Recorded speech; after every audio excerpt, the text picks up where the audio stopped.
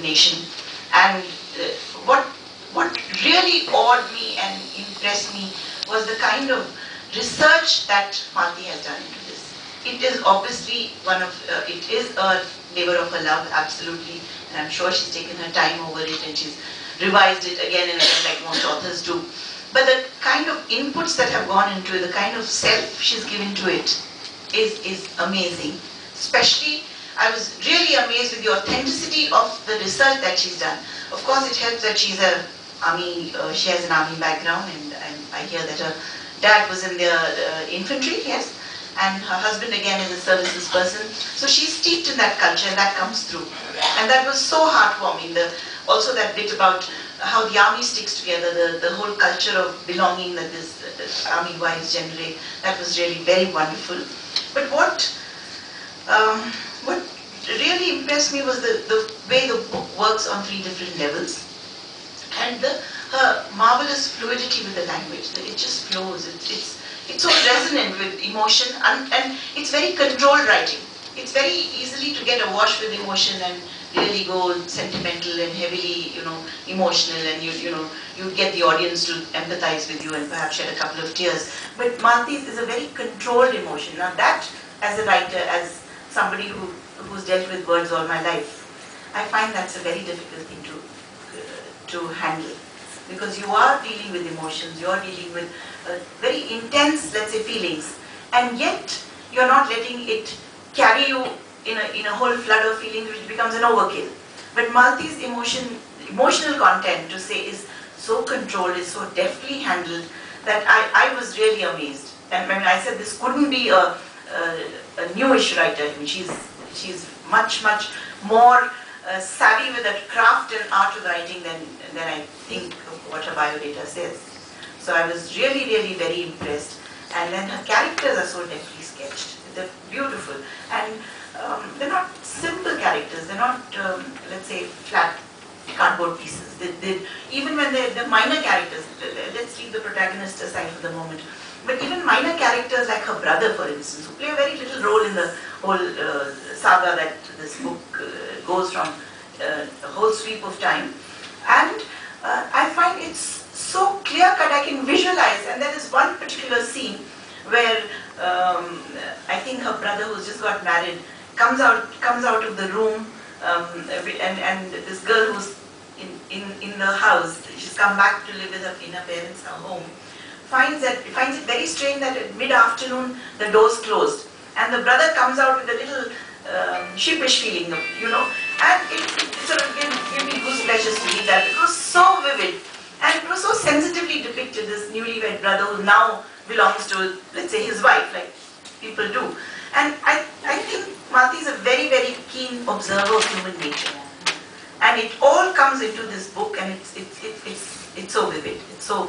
I think it's a grand book on the whole.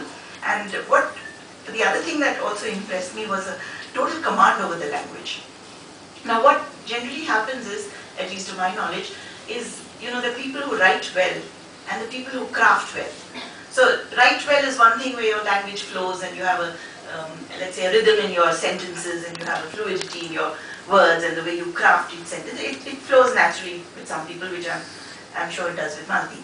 But there's a craft that comes into it, where the plot is there, and the structure is there, and the characters, and you give just enough importance to each character and not let them overwhelm you. You don't let them carry you away, or you don't let them sneak the whole show away from you. And that craft and the writing, when they come together, you have a very momentous book.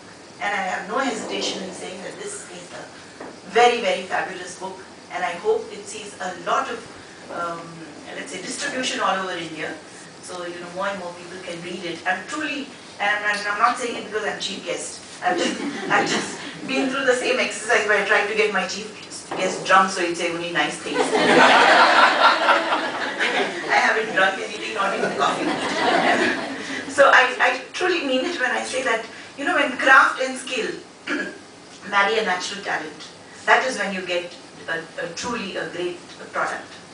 I shouldn't be saying product, but that comes from an advertising background, as it does from Malathi.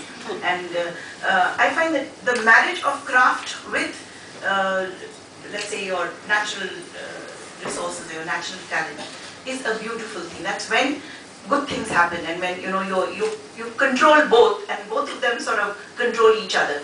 And this is what is happening in this book. Now, there are a lot of writers these days. Some are very good, and some are not so good. But by and large, I find a lot of Indian writing is laboured. I think because you're really writing in an alien language. It's not your mother tongue, or it's not the language you dream in. Although most of us in urban cities do. We speak in the language, we talk in the language, we dream in English. We're brought up, we're steeped in English. But we always have that consciousness where, let's say, our culture is not compatible with the language that we're using. So a lot of Indian language is laboured. Language writing in India is laboured. It's pushed on. It's kind of, it's how do I call it? It takes a lot of effort putting across what the person has in mind, which I find is totally lacking in this. I don't know if English is Malati's first language. But anyway, that's the way it appears to me. And then that language is conveying a very Indian ethos, a very Indian culture, a very, let's say, an army background, and the way people talk, and a very Tamilian culture. That too is very, very effective. I find that exceedingly interesting, and sometimes I went back and read a couple of pages and came back to where I was again, just to see how she's handled this totally Chennai ethos in a very, let's say, English language, very contemporary English language, which was really very wonderful to me. And believe me, Malathi, I read this book because I had 5 days to finish it. I didn't do that middle bit and end in the middle and beginning. I read it from end to end, and I read it at traffic lights. I read while waiting for a doctor's appointment. I read while I was waiting for my physiotherapist. I read when my husband was talking to me on the phone. I'm saying, ha ha ha.